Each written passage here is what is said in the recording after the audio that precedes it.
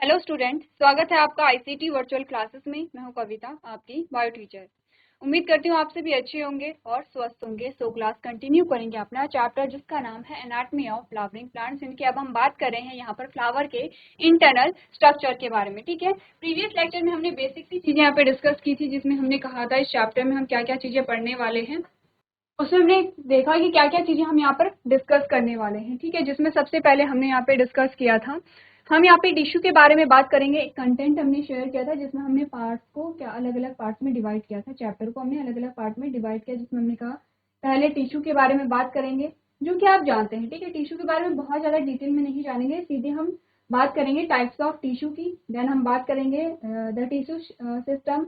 Next हम बात करेंगे anatomy of dicotyledonous and monocotyledonous plant. ठीक है, और लास्ट में हमारे पास आता है प्लांट सेकेंडरी ग्रोथ। इंट्रोडक्शन में सबसे पहले हमने एनाटॉमी का इंट्रोडक्शन जब देखा तो हमने कहा एनाटॉमी क्या है, इंटरनल स्ट्रक्चर की स्टडी होती है। आप एनाटॉमी जब स्टडी कर रहे होते हैं, किसी चीज की एनाटॉमी पढ़ रहे होते हैं, इसका मतलब है आप क्या करें, इंटरनल स्ट्रक्चर को देखेंगे। इससे पहले मॉर्फोलॉजी में आपने क्या क्या था, एक्सटर्नल फीचर्स के बारे में जाना था।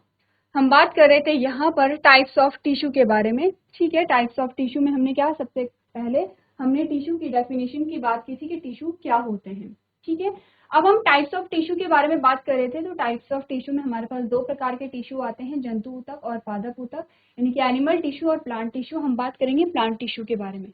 हमने दो टाइप देखे हैं, प्रीवियस लेक्चर में हमने दो टाइप को डिस्कस किया था, जिसमें हमने कहा था मेरिस्टेमेटिक टिश्यू होते हैं और परमानेंट टिश्यू होते हैं। ठीक है, अब मैंने कहा जो मेरिस्टेमेटिक टिश्यू होते हैं उसे विभज्योतक ऊतक कहते हैं और इनमें विभाजन की प्रक्रिया कंटिन्यूसली चलती रहती है। जो परमानेंट टिश्यू आपके पास आएंगे, इनमें विभाजन की प्रक्रिया नहीं चलेगी, ये स्टेबल होंगे, स्थिर होंगे। इनके फिर फंक्शन अलग हो जाते हैं, क्योंकि यहाँ पर विभाजन है। तो ये क्या होंगे, किसके लिए रिस्पॉन्सिबल होते हैं, ग्रोथ के लिए रिस्पॉन्सिबल होते हैं।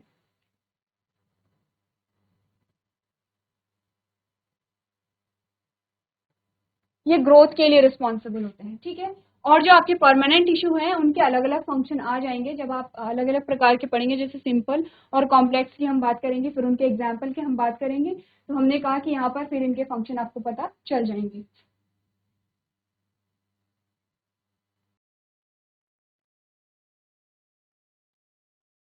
चलिए, अब हम बात करते हैं मेरिस्टेमेटिक जो टिश्यू हमारे पास आते हैं उसके अलग अलग टाइप्स आते हैं। उनमें से हमने कहा एपिकल मेरिस्टेम है, लेटरल मेरिस्टेम है, इंटरकैलरी मेरिस्टेम है। ठीक है, अगर हम मेरिस्टेमेटिक टिश्यू की बात करें,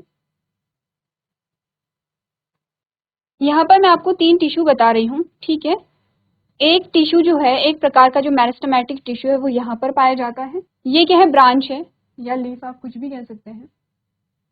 और एक प्रकार का जो टिश्यू है वो यहाँ पे होता है। और एक प्रकार का जो मेरिस्टेमेटिक, तीनों मेरिस्टेमेटिक टिश्यू ही हैं। ओके, ये है मेरिस्टेमेटिक टिश्यू, ये है मेरिस्टेमेटिक टिश्यू। तीन प्रकार के मेरिस्टेमेटिक टिश्यू हैं, जिसमें से एक एपिकल होगा, एक लेटरल होगा, एक इंटरकैलरी होगा। अब यहाँ पर आपको करना क्या है, क्योंकि हमने मैं आपको बार बार कह रही हूँ ये टॉपिक आपके लिए नया नहीं है, ये टॉपिक हम पहले भी पढ़ चुके हैं। ठीक है, तीन प्रकार के टिश्यू की हमने बात की है। Apical meristem, intercalary meristem, lateral meristem, आगे जाके इनके बारे में थोड़ा थोड़ा बात हम कर लेंगे। ठीक है, परमानेंट जो टिश्यू हमारे पास आते हैं वो दो प्रकार के आते हैं। इतना आप समझ लीजिए कि दोनों का फंक्शन क्या है, मेरिस्टेमेटिक टिश्यू का और परमानेंट टिश्यू का फंक्शन क्या है। ठीक है, जो परमानेंट टिश्यू होते हैं वो दो पार्ट में डिवाइडेड है, सिंपल एंड कॉम्प्लेक्स। सिंपल और कॉम्प्लेक्स क्यों नाम दिया गया है, क्योंकि इनके स्ट्रक्चर के बेसिस पे, स्ट्रक्चर में इनके क्या है, इसका जो स्ट्रक्चर है वो सिंपल होता है, इसका स्ट्रक्चर कॉम्प्लेक्स होता है। सिंपल इसलिए होता है यहाँ पर सिंपल परमानेंट टिश्यू, क्योंकि एक ही प्रकार की कोशिकाओं से मिलकर के बने हैं। यहाँ पर कॉम्प्लेक्स परमानेंट टिश्यू अलग अलग प्रकार की कोशिकाओं से मिलकर के बने होते हैं, इसीलिए इनका स्ट्रक्चर, इनकी फंक्शनिंग क्या होती है, कॉम्प्लेक्स होती है। और आप यही पढ़ते हैं जब आप वैस्कुलर बंडल की बात करेंगे, तो आप यही पढ़ेंगे। सेकेंडरी ग्रोथ में आप इन्हीं को पढ़ते हैं, इन्हीं दो टिश्यू को हम सेकेंडरी ग्रोथ में यहाँ पर पढ़ेंगे। ठीक है, उसके बाद हमने कहा जो सिंपल परमानेंट टिश्यू है वो तीन प्रकार के होते हैं, पैरेन्काइमा, कोरेन्काइमा, स्क्लेरेन्काइमा। इनको देखेंगे, इनकी लोकेशन, इनके फंक्शन देखेंगे।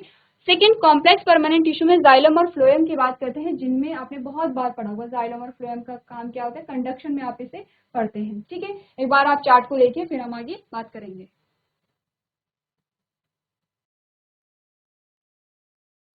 चलिए अब पढ़ लेते हैं एक एक करके चीजों को।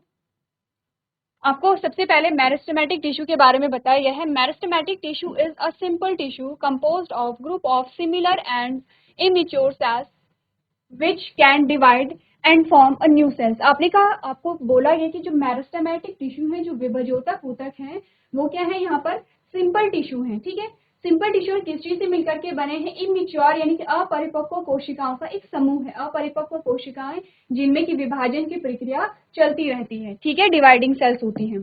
The meristem which occurs at tips of root and shoots are called apical meristem. कहाँ पर बोला गया है? यहाँ पर। ये वाला जो रीजन मैंने कुछ देर पहले बताया था कि ये वाला जो रीजन आपके पास आया था, इसे हम एपिकल मेरिस्टेम कह रहे हैं। आपने कहा कि ये क्या है? एपिकल मेरिस्टेम इसे कहते हैं। नाम क्या होगा? एपिकल मेरिस्टेम होगा। और फंक्शन क्या होगा? आपने कहा जो यहाँ पे प्लांट है उसकी लेंथ को इंक्रीज करेगा। ठीक है। सेकेंड, हमने इंटरकैलरी मेरिस्टेम की बात की थी। आपने कहा a curve between mature tissues, especially in grasses, both apical meristem and intercalary meristems are primary meristems because they appear early in life of a plant and help to form a primary plant body. अब यहाँ पे primary meristem और secondary meristem की भी बात आई है। हम आगे चल के इसके बारे में बात करेंगे। पहले बेसिक सी चीजें देख लेते हैं। आपने कहा इंटरकैलरी मेरिस्टेम ये है। ठीक है। नेक्स्ट आपने बोला था meristem which occurs on the side and takes part in increasing the girth of the plant are called lateral meristem. आपने बोला ये लेटरल मेरिस्टेम है। तो हमने यहाँ पर तीन क्या बनाए थे? तीन प्रकार के। हमने कहा था कि इन तीन रीजन में ये है क्या? एक्चुअली में डायग्राम किस चीज का है? तने का डायग्राम है। ये है तना यानी कि स्टेम। और यहाँ पर जो ऊतक है वो कौन कौन से हैं? इसे हम क्या कहते हैं? इसे एपिकल मेरिस्टेम कहते हैं, इसे हम इंटरकैलरी मेरिस्टेम कहते हैं और इसे हम लेटरल मेरिस्टेम कहते हैं। ठीक है। तीनों यहाँ पर क्या करेंगे? इस ऐसी इमेज आपको बनानी है और तीनों टिश्यू यहाँ पर लिखिए जी एक बार जल्दी से। चलिए, आपने तीनों को नोट कर लिया होगा। ये हमारे पास आते हैं मेरिस्टेमेटिक टिश्यू। ठीक है। नेक्स्ट हम बात कर लेते हैं। यहाँ पर आपके पास इंटरफेसिकुलर कैम्बियम आया है। इंटरफेस्कुलर कैम्बियम की हम बाद में बात करेंगे। पहले हमारे पास जो टेबल आई है, हम उस टेबल को क्या करते हैं? एक बार रिवाइज करते हैं। जो चीजें आपने अभी तक पढ़ी है, हम उन चीजों को एक बार रिवाइज करेंगे और उसके बाद हम नई चीजें वहाँ पे ऐड करेंगे। ठीक है। तो सबसे पहले आपने अगर इस टेबल में देखेंगे तो सबसे पहले हमने इन तीनों की बात की है। इन तीनों की लोकेशन अब हमें पता चल गई है। ठीक है।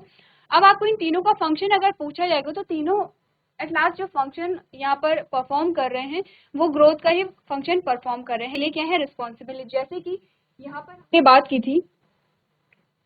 जैसे कि हमने यहाँ पर बात की है किसकी? इंटरकैलरी मेरिस्टेम की। सबसे पहले एपिकल मेरिस्टेम की बात करते हैं। आपने कहा एपिकल मेरिस्टेम का जो फंक्शन है वो क्या है? पौधे की या प्लांट की वृद्धि करना। ठीक है, लंबाई बढ़ाना।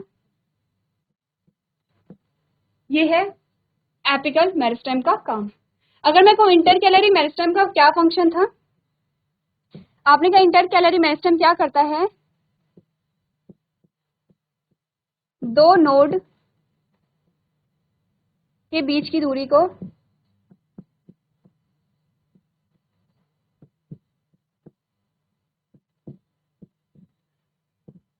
बढ़ाता है।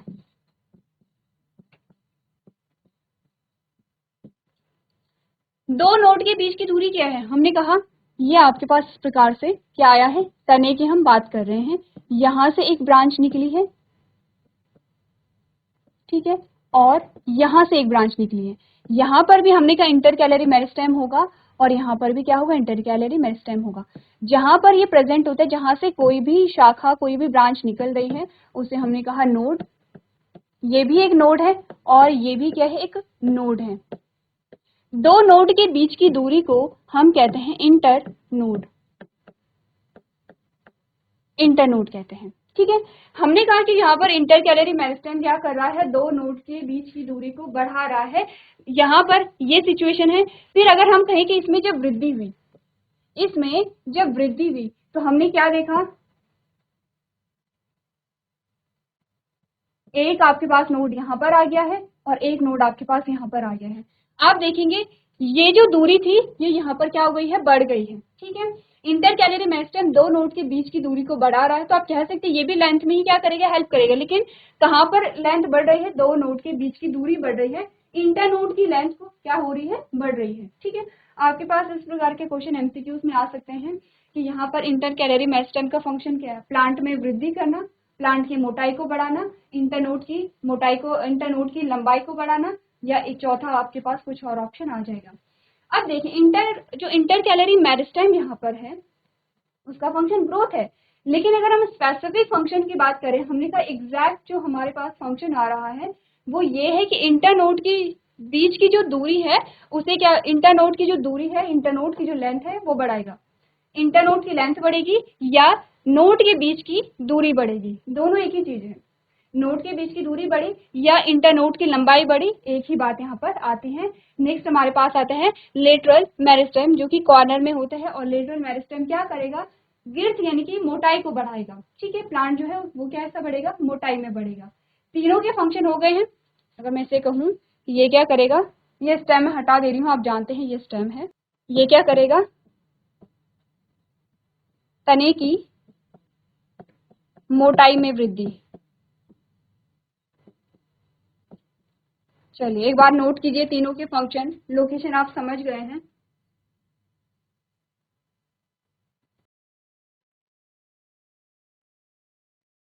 चलिए ये तो बात की हमने मेरिस्टेमेटिक टिश्यू की, अब बात करते हैं यहाँ पर परमानेंट टिश्यू की। अब परमानेंट टिश्यू पे हम आ गए हैं, आप इतना समझ रहे हैं कि यहाँ पर फंक्शन जो है वो ग्रुप टू नहीं हुआ क्योंकि अब यहाँ पर डिवीजन रुक चुकी है। साथ ही आपको ये भी पता होगा कि मेरिस्टेमेटिक टिश्यू, जो मेरिस्टेमेटिक टिश्यू है, जब अपने विभाजित होने की क्षमता खो देते हैं तब वो परमानेंट टिश्यू में कन्वर्ट हो जाते हैं। तो परमानेंट टिश्यू जो बन रहे हैं वो मेरिस्टेमेटिक टिश्यू से ही बनेंगे, लेकिन ये क्या करते हैं, अपने डिवाइड होने की कैपेसिटी यहाँ पे खो देते हैं।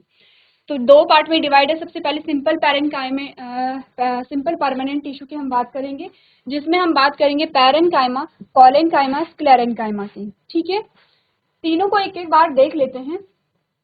सबसे पहले बात करेंगे पैरेन्काइमा की, क्योंकि हमने क्या क्या चीजें पढ़ी थी पैरेन्काइमा में।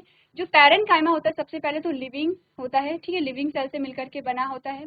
इसके बीच में क्या होता है, इंटरसेलुलर स्पेस होते हैं, फंक्शन इसका स्टोरेज का होता है, फोटोसिंथेसिस होता है, और प्लांट को बायोएनर्जी प्रोवाइड कराता है। ठीक है, इतनी चीजें हमने पढ़ी थी यहाँ पर। ठीक है, इसके अलावा हमने कहा जो सेल वॉल बनी होती है वो सेलुलोज से मिलकर के बनी होती है। तो क्या क्या फीचर्स हमने पैरेन्काइमा के पढ़े हैं। पैरेन्काइमा की लोकेशन अगर हम देखें तो ऑलमोस्ट सारे प्लांट में पैरेन्काइमा पाया जाता है। ठीक है, हमने कहा permanent parenchyma is a simple permanent living tissue which is made up of thin walled isodimetric cells। ठीक है, क्या है पैरेन्काइमा, काइमा एक सिंपल परमानेंट टिश्यू है जो कि आइसोडायमेट्रिक सेल से बना है। each cell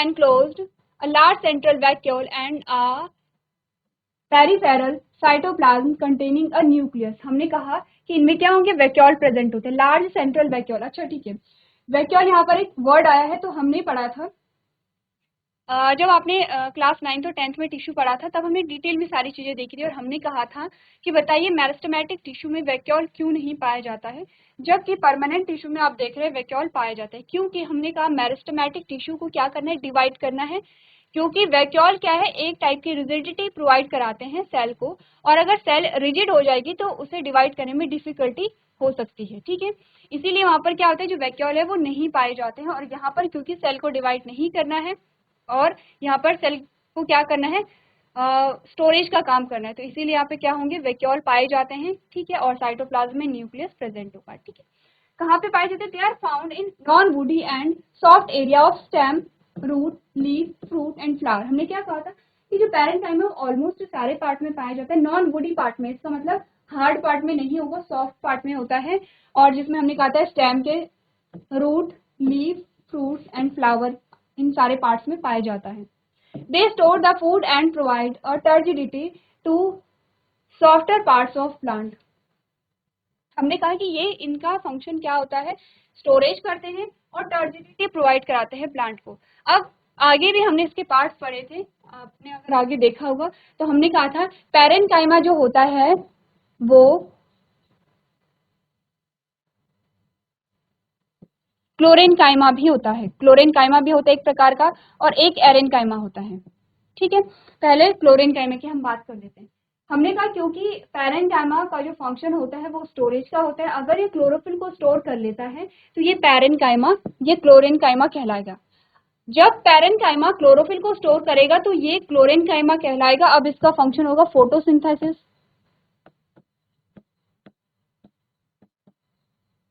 ठीक है, इजी है। एरेनकाइमा का मतलब होता है, एरेनकाइमा आया है एयर से। जब ये इंटरसेलुलर स्पेस आपको दिखाई दे रहे हैं, इंटरसेलुलर स्पेस हमने देखे यहाँ पे, जब इंटरसेलुलर स्पेस बढ़ जाते, जैसे कि हमने कहा ये सेल थी इस प्रकार से, ये सेल है, ठीक है, और सेल के बीच में ये आया आपका इंटरसेलुलर स्पेस, ये पूरा इंटरसेलुलर स्पेस है। अब हमने कहा ये इंटरसेलुलर स्पेस क्या हो गया है, बढ़ गया है। कैसे बढ़ा, एक सेल यहाँ है, ये सेल यहाँ है, ये सेल यहाँ है, ये सेल यहाँ है, और अब आपके पास जो इंटरसेलुलर स्पेस है वो बहुत ज्यादा यहाँ पे बढ़ गया है। किसमें ये हम पढ़ रहे हैं, पैरेनकाइमा में पढ़ रहे हैं। हमने कहा इस सिचुएशन में अब हम इसे एरेनकाइमा कहेंगे। एरेनकाइमा जो होता है वो एक्वेटिक प्लांट में पाया जाता है, एक्वेटिक प्लांट में पाया जाता है, यानी कि जलीय पौधों में पाया जाता है। बायोलॉजी प्रोवाइड कराता है, लीफ को फ्लोट करने में मदद करता है। ठीक है, तो हमने क्या कहा, पैरेनकाइमा क्या होता है, पैरेनकाइमा के फंक्शन क्या होते हैं, लिविंग सेल से मिलकर के बना होता है, दो प्रकार का होता है, क्लोरेनकाइमा एंड एरेनकाइमा। क्लोरेनकाइमा का फंक्शन है फोटोसिंथेसिस, एरेनकाइमा का फंक्शन है यहाँ पर बायोलॉजी प्रोवाइड कराना, और पैरेनकाइमा का फंक्शन है स्टोरेज करना। इतनी बातें क्लियर है, एक बार फटाफट से आप लोग नोट कर लीजिए।